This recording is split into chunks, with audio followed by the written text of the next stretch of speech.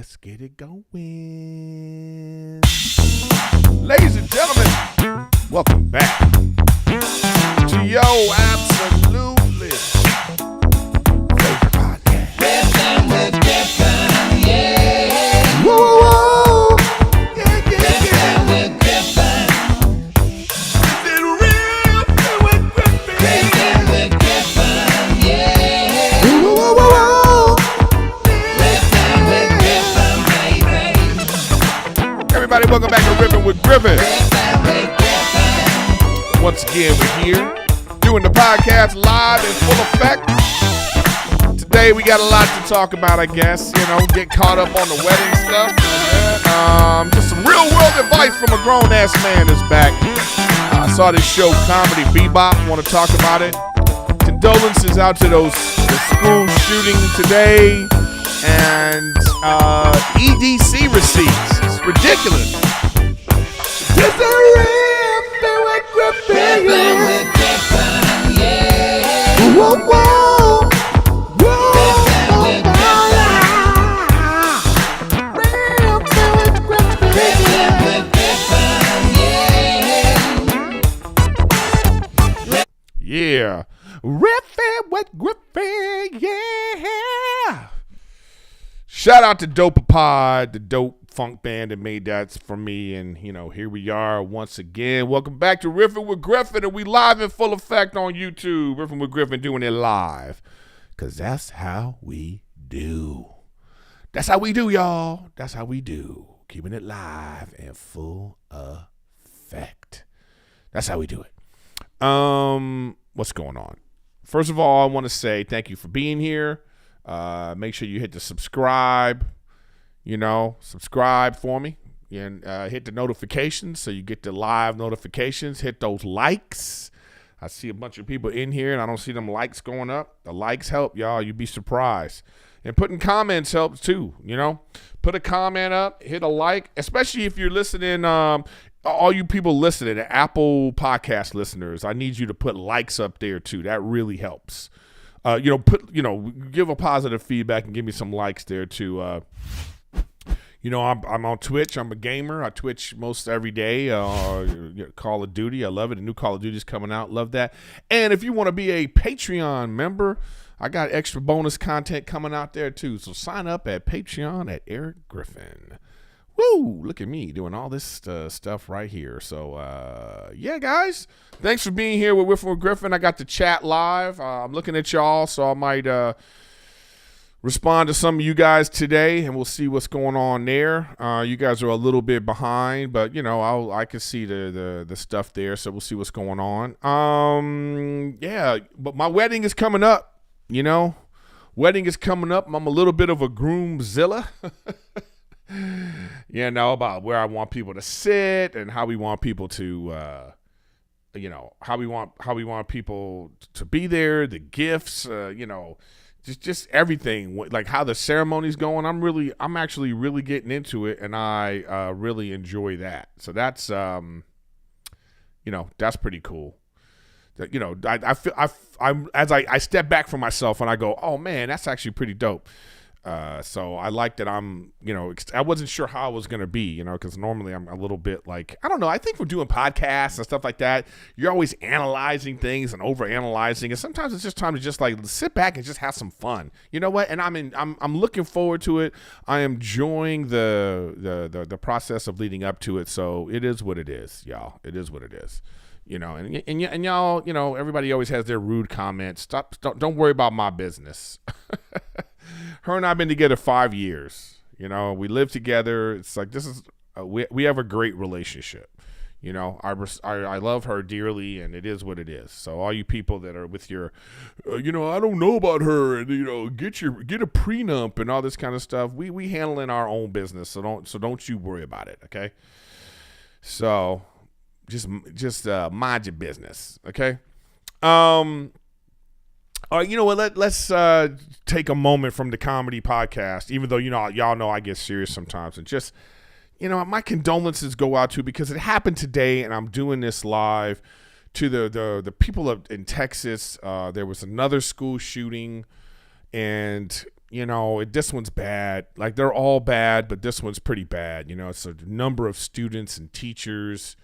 The perpetrator or some, let's guess, 18-year-old white male, I believe. I don't know. It's sad. And I actually, I feel bad for that family and this kid who was killed. He didn't survive. You know what I mean? I could have a little sympathy for that person's family and whatever led up to that. It's a sad thing, And I hope we don't get into another ridiculous discussion about gun control, and that's going to go back and forth when, what I think we really should be talking about. And let me just take a moment to talk about just some family values, just some looking out for one another.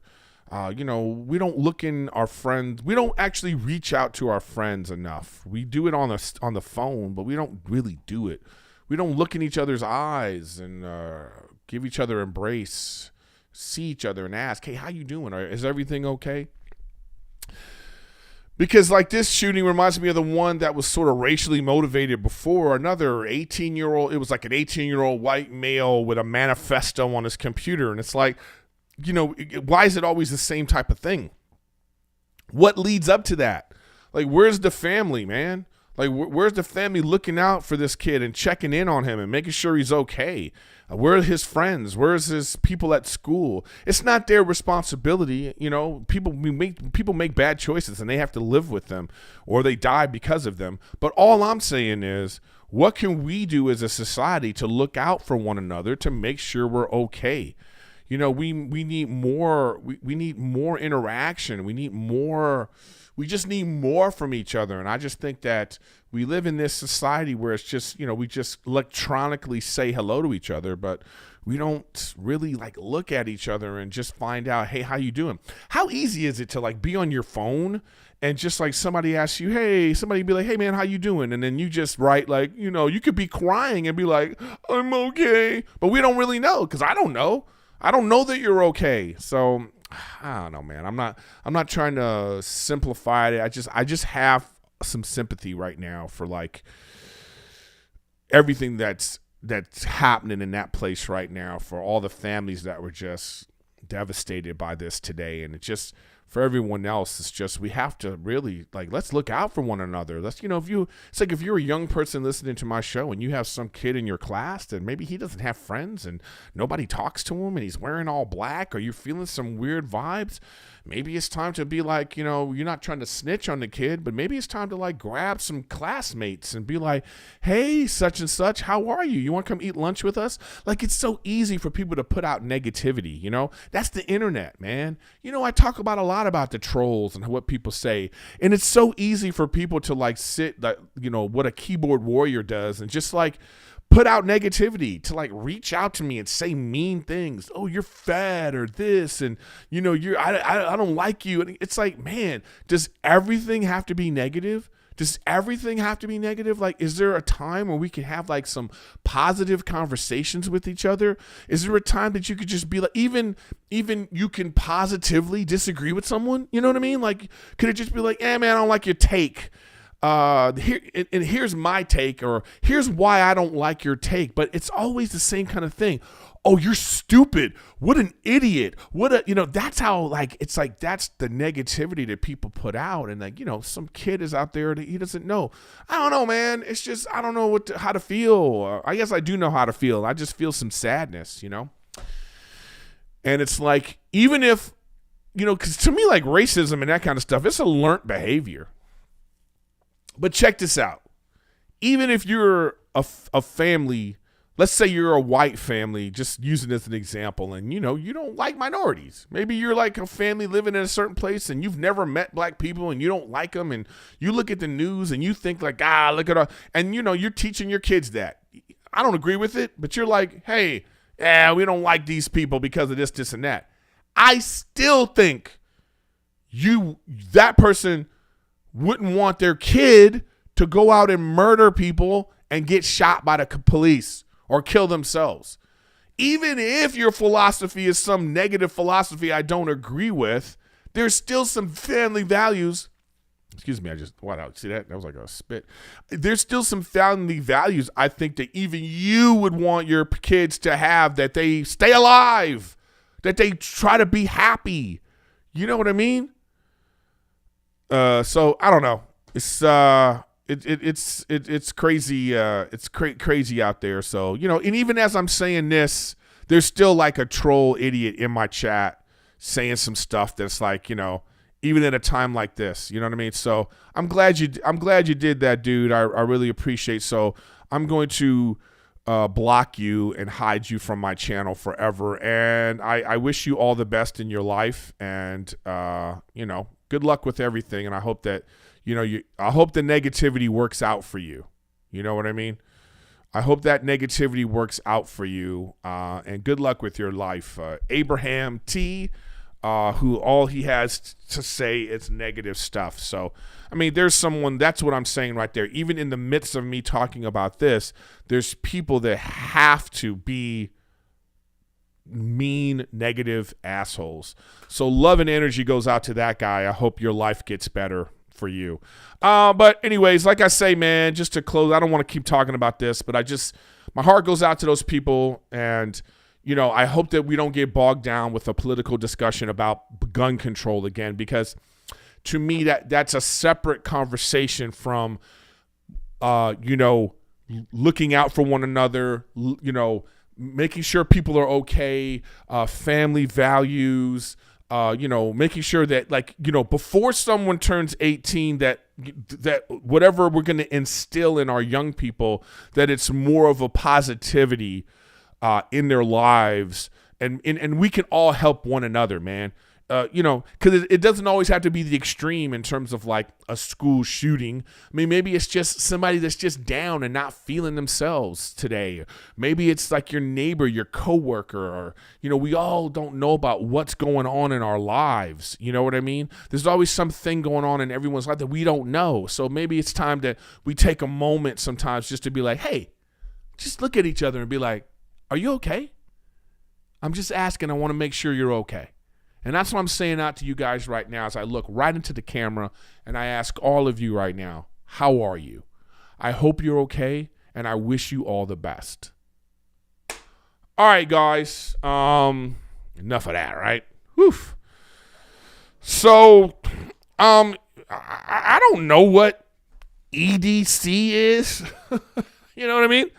I don't know what that is. You know what? Let me actually say this too. Make sure you check me out. If you're in the Arlington, Texas area, you know, you need some laughs, you know, come on out and see me. I'm at the Arlington Improv this weekend, starting to Friday. So Friday, Saturday, and Sunday, I'm at the Arlington Improv. You can get tickets right now at the Improv, or you can go to my website, erikgriffin.com, and I got a link to the tickets. So, you know, you might want to go check that out. If you want to check me out, you want to see me live, I'm out here doing it, man. I'm out here live, so check me out. So I don't know what EDC festival is, y'all. Let's actually look it up. It's like the electronic, what's it called? It's the Electronic Daisy Carnival. That's what it's called. The Las Vegas Daisy Carnival, EDC, right? So, you know, yeah. I don't know what this is. This is probably music that I don't like. But I mean, I don't hate it. I shouldn't even say that. It's just not my scene. This is one of those times where I feel 50. I don't know what's going on with this. And this, like, it's like Coachella. Like, I don't go to Coachella. But it's funny thing is I've been in Vegas during this EDC Electronic Daisy Carnival. I've been there. But like just in Vegas at the same time. And it always blows me away, like how people are dressed. It's like some sort of Halloween carnival or something, right? But like the way people are dressed, man, like practically butt ass naked.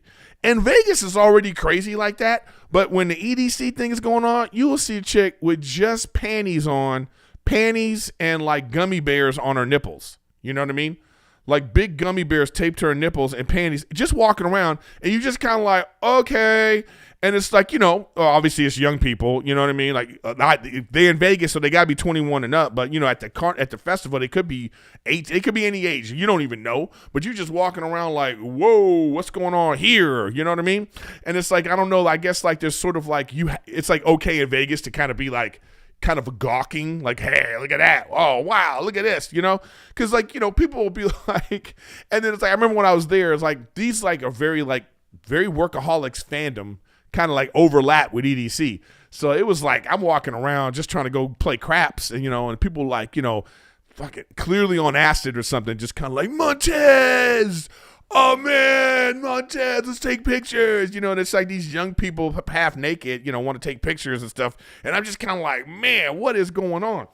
So they got this festival every single year. They just had it. And make sure you check out Gen to Gen podcast because my boy Matthew Espinoza, he goes every single year. One year we were there together and we were trying to link up, but because he was like, dude, you got to come to this thing. And I'm like, I ain't going. You know what I mean? Because he's young and he's over there doing young people stuff. So I don't know what goes on. I don't know the music. I mean, as I look at the lineup, let's say, you know, we look at the lineup, you know, it's like, I don't know who any of these people are. I mean, look at some of these names, man. I don't know these people. 1991, A-Tracks. You know, look at how many people were here. Are these like DJs? Are these groups? I don't know. Is this like, am I an old man looking at this? Like, look at some of these names. B2B Born Dirty. This is a group name. Shout out to Keizo and Vintage Culture and AC Slater, B2B, Chris Lorenz. Who are these people? The Crime Family. You know, this is like, you know what I mean? Like, I don't know. What, like, Zed's Dead, Zomboy. Like, these are all these sort of like electronic music artists. And, hey, no shade on their art form because everybody, like, not everybody's everybody's cup of tea. You know what I mean? So, you know, they had the music festival. But this is the thing. They were showing, wait, what just happened? What happened to my, oh, here it is. Oops, sorry. But they were showing like people's receipts, man. So look at this. So like people would buy tables at EDC, okay? So they buy like a table while the festival's going on, right? EDC Las Vegas. Look at this receipt. $167,764.50. Let me say it again. Look at this receipt, y'all. $167,764.50 to sit at some table listening to electric dance music. Man, are you kidding me? Look at this receipt. I don't drink alcohol, y'all. But let's just talk about the water bucket. 39 water bottles, $2,925. What? The water. Let me say it again. $2,925 for the water, man. Look at the Red Bull bucket. 16 Red Bulls. $1,200. Red Bulls for $75 a can. What's happening? So I don't even know what this other stuff is. Like, I don't know what Ace of Spades Brute is that it needs to cost $23,000. Or how about this Class Azul Reposado? What is that, chat? Can somebody tell me what that is that costs $51,000? Here's another receipt, y'all. This is another receipt for EDC Las Vegas, right?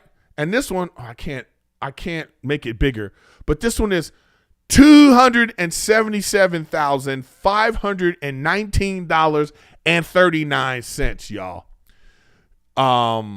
Yeah, you can't read this one as well as the other one, but I mean, damn, they bought something that was $100,000. I mean, I don't know what this is. Is that tequila? Is it, what is the Space Tea bucket that cost $75? Or the All Are Welcome? What's All Are Welcome for $11,000, y'all? PJ Rose Mag, what is that? $3,500. And then, good for this, the service charge was $10,000. Okay, so that's the administration fee. So they charged an administration fee of $10,000. And then the service charge, the 20%. Did this go to the waiter? Did the waiter, are they splitting the tips? Because the waiter got, and I'm sure it was some beautiful somebody, you know what I mean? They got a business card because this is bottle service for $24,000. I hope they got that tip. More power to you. But damn, y'all. Damn. What? I'm trying to think of the most expensive bill I've ever paid for. I don't even know. I think you know what? One of like an expensive thing I paid for. I was meeting up with some buddies from high school.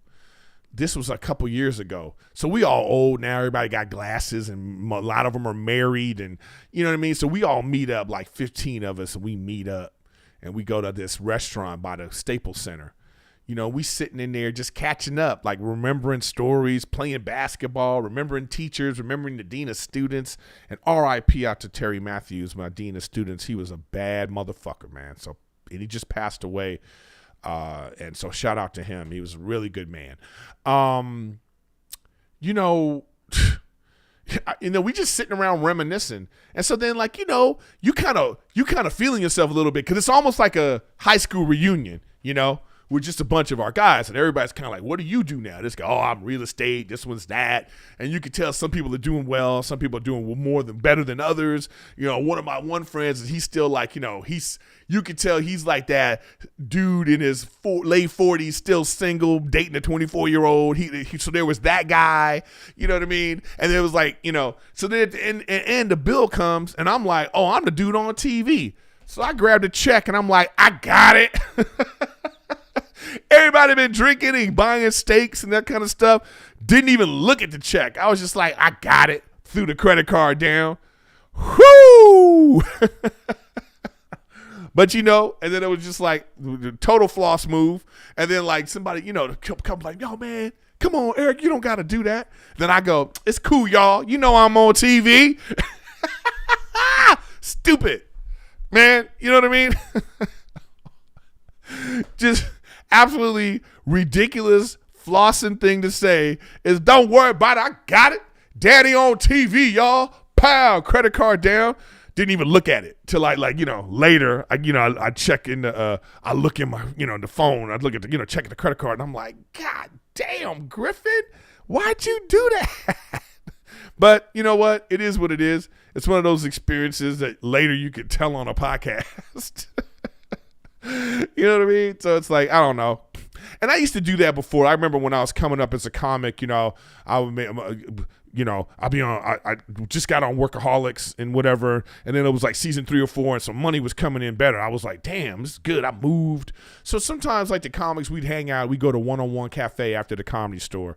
And you know, it's like everybody's at different levels doing things. And the bill's like, you know, it's like 6 of us eating. You know what I mean? So then it would be like, I'll be right back, y'all. You know, and I would just go pay the bill. Then I would just take off, you know, and the waitress would go back and be like, yeah, he paid the bill and left, y'all. And then, you know, it's like your friends would hit you up like, yo, man, thanks. That was like, you know, and it's just like, I don't know. I don't mind doing that with, you know, with my friends sometimes, you know, whatever it is. Cause it's just like, there's something about that shared experience at, you know, when you go out after something special and just to be like, here you go, man. You know, you just want to pay. I don't know. Maybe there's some kind of ego thing to it too, that you make yourself feel good, that everybody's like, I don't know what it is, but I as long as it comes from a good place, I'm cool. So you tell me, chat, where you guys, what's up in the chat here? You know, let me know in the comments. What's the most expensive meal, or what's the most expensive tab you picked up?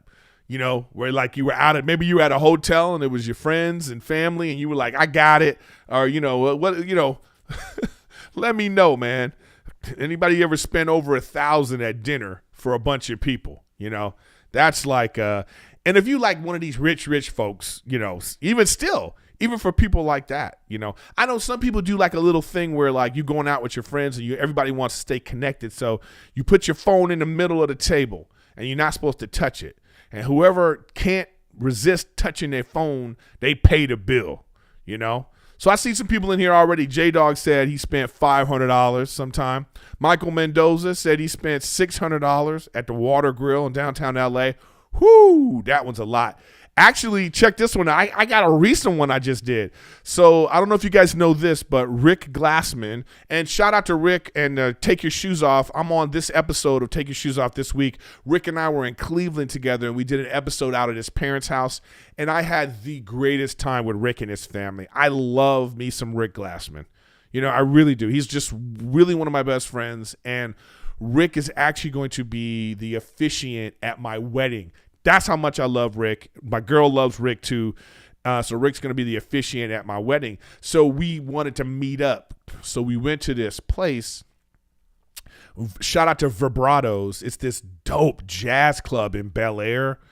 They have a dinner show. So you have to pay for the tickets for the show, and then you have to pay for dinner, and the dinner is boom. So Rick came. It was me, Rick, and Rachel, and we just wanted to discuss like what we want to do at the wedding and this kind of stuff. and before I even do that, oops. Make sure I should do this because this is Rachel update. And so like Rachel was like, well, we should take Rick to dinner, and I was like, all right, and so. It was like over $500.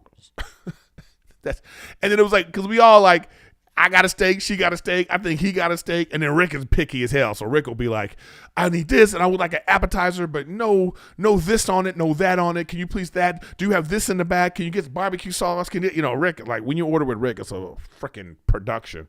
So then, it was $500 dinner.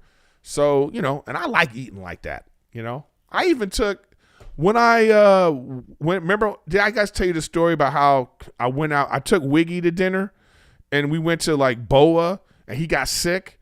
That dinner was $300, and he threw it all up in my car, the bastard. So, yeah, if I'm on drop money on dinner, it's gonna be. I don't mind. You know what I mean? I ain't going out to dinner with any of y'all, but I don't mind. So. Somebody else said $175 bought his ex family dinner. That's a good one. Especially when you got a lot of people there. So let me know in the comments, y'all. Write down what's going on there. All right. Let's. What are we gonna do next? And shout out to my new producer, Kristen. She gave me a bunch of stuff to talk about. So I love that she does this. Even though I don't even really follow it sometimes. But I need to start doing that as I look at it. But I do it live. So when I do it, like when I start, so she had me. I talked about being Groomzilla. Sometimes I am a Groomzilla about it. But that's really fun. Some of these other things I'll talk about next week. But let's go into one of my favorite segments. Real world advice from a grown-ass man is back, y'all. Real world advice from a grown-ass man. So I got some good ones this week, and anybody else that wants to send me some real world advice, if you have a question you want me to like discuss or something you want to discuss that you want me to talk about, I usually do it on Instagram. You can find me at Erik Griffin on Instagram. I like put like one of those questions up in the story, then I let people tell me the things, and then I use those as a way of doing the real world advice. But if you really want to send me an email, you can too. You can send me an email, but please wait till I announce it. So you still got to check my Instagram but I need to start being more. I'm gonna start keeping track of that better. Okay, but let's go. First up, real world advice from a grown ass man. I love this one because I was talking about marriage. So let's talk about this one because this one is so important. I think. Got married a month ago. No kids were allowed. Sister-in-law is still mad about that. Well, let me tell you something. We got a no kids wedding going on too. I don't find any problem with this at all. You either have a kids allowed wedding or not. If you want to have an adult wedding, I have no problem with that. I think both ways are fine. And I think it's one of those things where you just have to let them do. People that don't have children, they are oftentimes super selfish about that. They think that, well, I have a kid, so my kid is allowed to go everywhere and do everything because it's my kid and you just have to deal with it. Nah, sometimes, sometimes we don't want to deal with your kid.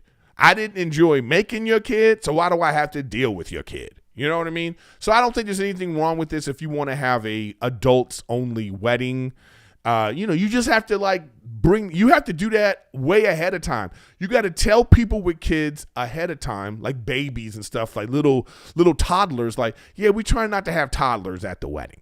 All right. We don't want baby crying during the vows. We don't want you to have to sit there. We also want the people there to just enjoy being out, having an adult time without worrying about, oh, we got to go change the diapers and all this kind of stuff. So it's for you too. So in terms of this question, I know that your sister-in-law is still mad, but she probably mad too because your sister is being taken over by some man. But it is what it is. She'll get over it. Just kill her with kindness. And I'm telling you, she'll eventually get over that, and good luck. All right, next up, y'all, with real-world advice from a grown-ass man. How to get over someone you're obsessed with. Time? Get under someone else? I mean, yeah. I think this is, for sure, one of the things, I think we all have been obsessed with someone, and so my advice about this is don't get obsessed with someone. You know what I'm saying? Don't get obsessed with someone without taking action. So that's what I'm saying. If it's someone from if let's say you want to take out a coworker, or it's someone you casually know someone that you're just kind of ooh, I really like this person. So what I'm saying is, my advice is make your move, make your intentions known before you get to the point where you're obsessed, because now you're filling everything in with fantasy. When you're obsessed with someone, you don't really know anything about them. You've made up this character in your head that you think they are. Go find out who they really are. Take a chance. Or if you tried to get with someone and they just not interested, or it didn't work out, but you're still obsessed, you got to move on. Move on by, I always say, self-care. Start working on you. Hang out with friends and family, do hobbies, work on goals so you can distract yourself from that so you can start to feel better. And, they always say what makes you get over the last one is the next one. I mean, there is something about when you lose, when you break up and you lose intimacy with someone, and that intimacy is gone that you're used to having all the time, and you start to feel well, maybe I'll never be with someone again. Maybe I'll never love anyone again. And then you're just you get into this rut, but then it's the next one that comes along and you have that intimacy with someone else. You start to go, oh yeah, I can be with someone else. Ooh, this was good in a way that this other one wasn't, or it was different, or you feel I got my groove back. Whatever it is that you're feeling, I think that it's important to, get out there again. So that is one way to get over someone is, like you say, the next. So good luck with that. All right. Next up in the house. I'm 31 and I have a lot of family pressure to get married. Girls I date don't seem to want to commit. All right, so I see that, and I just look at the sentence, and I say to myself, well, you already got your answer, man. You know what I mean? It's you got your answer. The girls I date don't seem to want to commit. So start dating girls that want to commit. You know what I mean? It's to me, it just seems like it's that simple to me, And maybe I'm simplifying the issue, but, I don't think so. I think it's just one of these things where it's if you're trying to, what kind of person do you want to be with? You know what I mean? What kind of person is the person that you're oh, this is the kind of person I want to stay with for the rest of my life, and what kind of person is that? And I think you just got to start asking yourself, the superficial things that I like, the shallow things that I like, if it's you're just going for looks, or if you're going for people who are considerably younger than you, or you're going for some young person that still likes to party and do all this kind of stuff, well, you got to ask yourself well, damn, maybe before I get even serious with that person, let me find out if they're on the same level as me of the goals and things that I want. So, I mean, I just feel I just feel like, if you want girls that want commitment, they're out there. But you don't seem to like attract those type of women. So you got to start looking at yourself and being like, well, let me start. So then start acting like a person that wants commitment. Don't act like a person that initially like, oh, I'm just trying to smash. And then you go, you know what? After smashing for a couple months, I realized I like you more than I thought. Okay, that's not how you going. Sometimes that works. But I think from jump, take people out on dates. Take them out on 2, 3, 4 dates. Do fun things with them. Get to know them. Get to like them before you decide. Once you already have the checkbox in your head, I'm attracted to this person, I would smash. Get that out of your head. Don't make that the minimum standard. Get it out of your head. Like, okay, that check. Now what? Oh, now is this person fun to be around? Does this person want to ask questions about me? Do they have goals? Do they have find out that stuff. In the process of finding out that stuff, you might realize, oh, this is a person that's not into commitment. They're not really looking for what I'm looking for. Then you move on, or you know what that is and you keep it like that. But, you could get what you want if you put the energy out there of what you're looking for. And just my advice is act like a person that wants to commit. And people that want to commit will reciprocate that energy. Good luck, my friend. Next up, y'all. All right. My boyfriend's mom is coming to stay with us for 2 weeks from Costa Rica, and she hates me. Well, first of all, stop with that energy. Just stop right there with that energy. I know we think people, sometimes I get that. I know you sit and you go to, you feel, that's what you feel. But instead of like making it about you and how you feel about it, I think you should ask yourself, why do you think the mom hates you? And I don't think that it's even real. I think we kind of manifest that. We kind of say that, but it's not really real. I mean, is the mom close to the son? Because the mom, she probably just wants what's best for her son. You know what I mean? And there's probably no woman that's good enough. So you can either take the approach of like, I want to show this mom how I take care of him, how I make him feel good about himself, how I make his life better. Show the mom, look how happy your son is because of me. And then I think she will appreciate you, because like when we say that, because I think we all are possessive about our friends and family. It's like you have your best friend gets a girlfriend and you kind of like, hey, I lost my friend. And for that chick, you know what I mean? It's like we all have this sort of possessive selfishness about ourselves. And so especially with a mother-son relationship, that's a really strong bond. So I think you just want to show the mom like, oh, I'm really taking care of him. You know what I mean? Whatever that means. What is the mom's values? Like, well, approach the mom like that. Go to her and be like, Mom, like, mother, like, hey, I really love your son, and I'm get her advice. What is he like? And like, I want to cook for him. What did you cook for him? I want to do the same. You know what I'm saying? Like, just whatever it might be. It doesn't have to be that stuff. I'm just using that as an example. But the moms are, you don't just write mom off like she hates you. Just think of it as like mom's just protective of her son. And I think you can overcome this and you can show her that you got what it takes. Just keep that as your goal, and I think you'll be okay. All right, next up. My girl and I are moving 800 miles away from family, friends, and our jobs to kind of start over. Advice. Well, I don't know how, if you're moving that far away, how is it kind of starting over? I think you're just starting over. And my advice is you already have your dog with you, your partner, and you guys make big moves. You make big choices and big decisions, because that's what it says to me, that y'all are moving to improve your life. And you decided that making this move is important. So don't worry. All that other stuff is going to fall into place.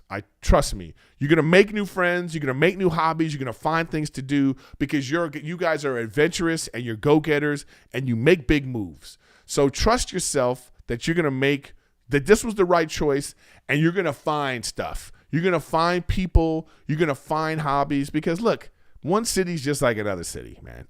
You know, you had your favorite, like if I was in LA and I'd be like, oh, I have my favorite Italian restaurant. If I moved, I'd be like, where am I going to eat Italian food now? There's another place. There's a place wherever I'm going to move to. You know what I mean? And if not, there's like a restaurant that I'm sure, oh, this is going to be an even better restaurant. So I think that you're going to be fine. I think you're going to be fine, and stop stressing over it and just trust yourself. Trust yourself. You make big moves. You make big choices. Trust yourself. And you can always visit your family and friends. So it's not like your relationships are over. All right? Good luck. Next up, I didn't pass an upper division business class and you're feeling down. Advice? Take that shit again. You know what I mean? Like, you know what? It's okay to be down. Think of sports. You needed to win that game. You lost the game. Maybe you didn't make the playoffs. Shake it off. Another year is coming. And now you know. Ask yourself, why didn't you pass this class? Did you not study enough? Is it too hard? Are you not interested? Is this like, are you showing that to yourself now? You were like, well, I really wasn't into it, so I didn't really study hard enough. What could you have done differently to pass that class? Think about those things and improve that for the future. Maybe just also reevaluate, is this what you really want to do? And maybe you show to yourself subconsciously that you don't really want to do it, and that's why you didn't pass the class. You know what I'm saying? But it's okay to be down, but don't let that linger. Now, attack the future. What are you going to do to improve your situation now? And once you do that, then I think you're going to, then you'll be okay. Because now you've moved on to something else, and that lingering of like, oh, that didn't go well, it's going to go away. All right? And good luck with that. All right, y'all. That has been real world advice from a grown ass man.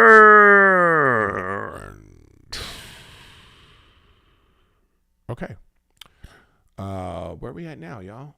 I'll tell you where we're at. I want to tell you about this show that I saw, and it's called Cowboy BeBop. Cowboy BeBop. It stars. Let's go to the IMDb together as a family here. I'm gonna go to the IMDb. Yeah, so here's Cowboy BeBop. It's a ragtag crew of bounty hunters chasing down the galaxy's most dangerous criminals. They'll save the world for the right price. Huh? It's weird that that's the description, because I would say that that's not really what the show's about. I got mixed reviews on this one. It stars John Cho, Mustafa Shakur, and Daniela Pineda. I thought these three people were pretty good. I thought as actors they were pretty good. There they are right there. Well, there's two of them. I don't know who that one is. That's somebody else. Yeah, there they go right there. So I don't know what else they've been in. John Cho, he's been in the Star Wars, and he's actually a badass. I like that. He's like he could be the next kung fu star or whatever martial arts he does. He's actually pretty good. I like him. And Danielle Pineda, they were good. Apparently, I think there's people that watch the show, that there's an anime version of the show that people have been telling me I need to check out. So I probably should check that out, huh? The anime version. Let me see if I can look out the website. Anime Cowboy Cowboy BeBop. Okay. So yeah. Okay. Yeah, I've never seen this, and I guess you could see it on Hulu, you can see it on Netflix, and you can see it on Tubi. I guess I'll check this out, because apparently this is supposed to be really good. So I don't know. But all right, so let's talk about this series that I saw. I like sci-fi. I like sci-fi adventure stuff. So this was in line with that. And I would say that the first 3 or 4 episodes, it was really good, and I had high hopes. It wasn't a lot of big special effects, but the special effects they had were pretty good. But I thought that as it went on, the story really got bogged down and slow about what this is about. So, you got, spoiler alert, but they got this guy, John Cho, who plays this character, Spike Spiegel. And Spike Spiegel has changed his life. He's now a cowboy bounty hunter. They're called cowboys, space cowboys, and they're bounty hunters. So he's a bounty hunter, and he works with this guy Jet Black, played by Mustafa Shakur, and they're roaming around the galaxy collecting bounties, and like Earth has been abandoned, and there's interstellar travel now, and they're just roaming around, and it's the same kind of stuff. Everything's run by corporations, and there's like a tax for this, a tax for that, and and it's like it opens up in a really great action scene of them trying to get this bounty in this like space casino, and it's a big fight scene, and they really set up the universe so you think like, oh, this is cool, it's gonna be cool characters doing cool stuff, right? And so let's say the first few episodes, that's pretty much what it was. And then, so you find out, then you're finding out, I would say this show really is about John Cho, Spike Spiegel, who used to be in a vicious mobster gang called the Syndicate, and they run crime throughout the universe. And he used to be in the Syndicate, and they think he's dead, and he used to be called Fearless. And he was a hitman for the Syndicate, and now he's changed his name to Spike Spiegel, and he's working with this guy, Jet Black, who is a former cop turned bounty hunter, and he has his story of why he is now, he had something happen, he got double-crossed, and there was like a dirty cop. So there's that story goes on, and so eventually throughout the season, you find out who the dirty cop was, which I'm not going to spoil that for you. I knew. Like it wasn't I wasn't shocked when you found out who the dirty cop was. I was like, yeah, of course it's that guy. They didn't do a very good job of that. And then so now, this Spike Spiegel, this guy Fearless, his former partner who's called Vicious, and Vicious is played by Alex Hazel. He's actually a pretty good actor. I liked him. I believed him as this like over the top cartoon villain. But he's in the Syndicate, and he's dating this woman played by Elena Satine, who is dope. She's very beautiful. And obviously him, Vicious and Fearless, Spike Spiegel, they both were going for the same girl. You find out that that's why they tried to have him killed. And so Spike Spiegel, they tried to kill him, and he came back as Spike Spiegel, and he's a bounty hunter, and then the Syndicate finds out that he's still alive. And that's kind of like the through line of what's going on throughout the series. And so I would say it started really strong, in the first episode. I thought the pilot was good. It was good. You know what I mean? I thought the pilot was good. I thought that the first few episodes were good, like kind of setting up this world. And then it got boring. I didn't like how it ended. I thought that episodes 7, 8, like 8, 9, and 10, I was like, I don't know if it's even coming back for another season. I think it was canceled already. From what I hear, I don't. Let me just Google the thing right now. Then we'll find out. Cowboy BeBop second season, maybe. Cowboy BeBop second season. Cowboy BeBop canceled by Netflix after one season. Yeah, according to the Hollywood Reporter.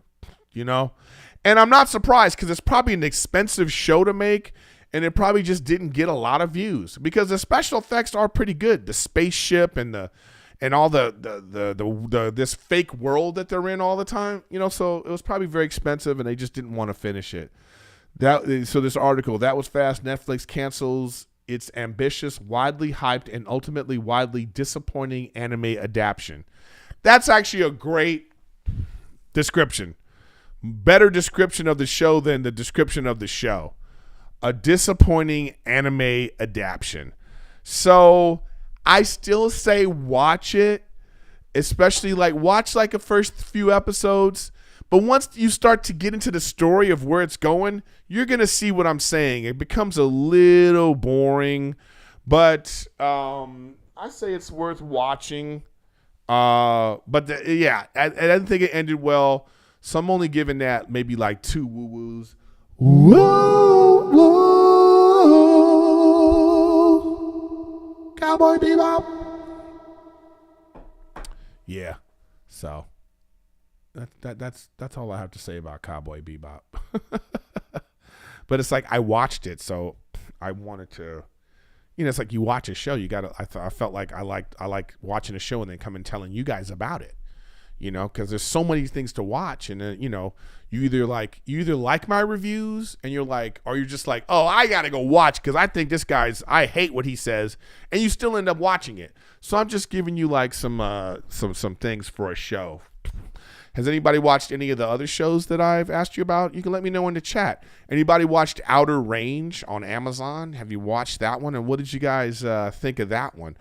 And anybody else watch Cowboy Bebop? Is anybody in the chat right now live watched Cowboy Bebop? And what did you think of it? I mean, like I say, yeah, if you saw a couple episodes and you were like, yeah, man, I checked out, I didn't want to watch it anymore, I totally get it. But it was the kind of thing where I sort of binged it. I started watching, then I got to like episode 5, 6, and I was like, I binged the whole thing in like 3 days. And, I didn't learn anything. You know what I mean? I don't feel like, ooh, that was so good. I don't get any kind of feeling like that from it. So it is what it is, y'all. So that's how I feel about Cowboy Bebop. So if you I'm going to check out, what I'm going to do is I'm going to check out the anime version and we're going to see if that, if that was, you know what I mean? Like if that was like, oh yeah, the anime version is so much better. But anyways, y'all, short and sweet today. Didn't get a full hour in, but like I say, once again, my condolences to all the families of the tragedy in Texas. And like I said earlier, let's try to be kind again. Let's look out for your friends, family, neighbors, coworkers. Sometimes check in with them and see how they're doing. Cowboy Bebop, they only got 2 woo-woos. Maybe you should have got 1 woo. But yeah, because there's a John Woo in it. So shout out to Woo. He got some woo-woos. So there's that. And, damn, festival receipts, man. That's something for the chat. What's the most expensive meal you've ever paid for? Let me know about it. Put that in the comments. I want to hear about that. And make sure, like I said, if you are in Texas, Arlington, Dallas area, I will be at the Arlington Improv. Come get your tickets, 27th, 28th, 29th. Come check me out right there in Texas. Make sure you subscribe, y'all. Subscribe for Riffin with Griffin. Oh, my mic's too hot. Make sure you subscribe. I'm on Twitch. I'm about to go on Twitch after this. And if you want some extra bonus content, check me out on Patreon. Erik Griffin. Patreon.com/Erik Griffin. You guys have been absolutely fantastic as always. Thank you for listening, watching Riffin with Griffin. I appreciate your loyalty and I love you. See you next week.